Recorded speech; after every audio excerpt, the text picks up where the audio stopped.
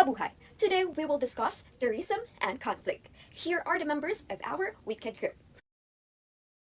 Tourism connects people, promotes culture, and drives growth. But it also faces challenges like wars, terrorism, and political instability. At the same time, it can help societies recover and foster peace. And in this presentation, we'll explore this complex relationship. Picture a country with Asian cities, blue coastlines, and a history wherever you look.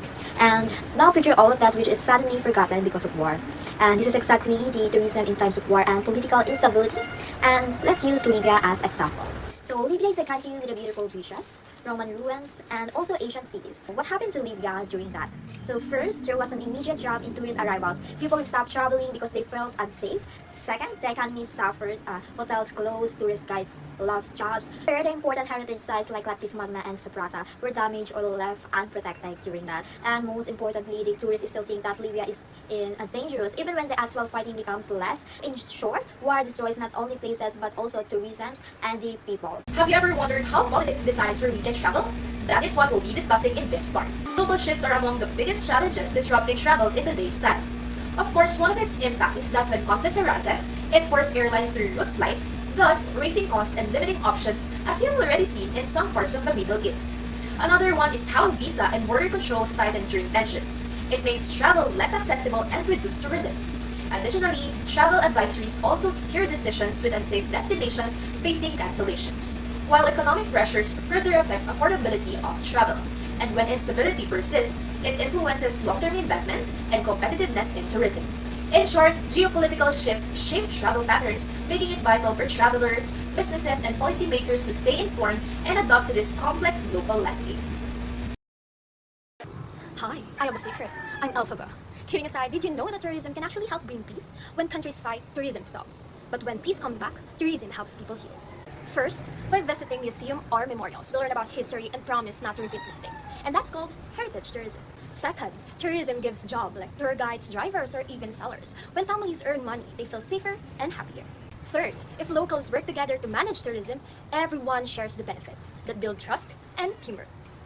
And finally, when tourists from different countries meet locals, they make friends and break stereotypes. And that's like peace through friendship. But here's something important. When we visit places where sad things happen, we must be respectful. Tourism isn't just about fun. It's also about learning, healing, and making peace. This connects to SDG 16, which is Peace, Justice, and Strong Institution, because tourism promotes reconciliation, and SDG 8, which is Decent Work and Economic Growth, since it creates jobs. It also reflects the GSET, or Global Code of Ethics for Tourism, especially the Article 1 on mutual understanding, and Article 3, which is on sustainable development.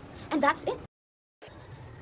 Tourism is often seen as a force for peace, but conflict quickly reveals its vulnerability. When instability begins, tourism is one of the first sectors to collapse. Visitor cancel trips, revenue drops, and small tourism businesses close. This loss of livelihood increases poverty and social unrest, which then deepens instability.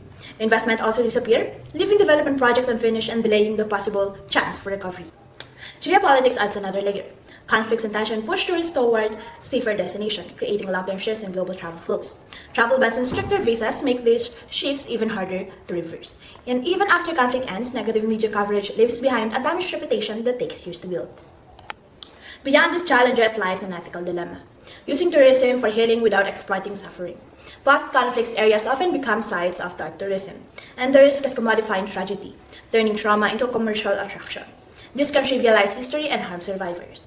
Mabuhay! I am Claire, and here are the solutions for the challenges. So tourism and conflict are deeply connected, and when crisis strikes, ordinary people loses the most. So in places like Ukraine and Palestine, rebuilding begins with restoring livelihoods. So through recovery programs, global funding, and skills training, we support SDG 1 and SDG 8, following the GCET principle of fair and inclusive benefits.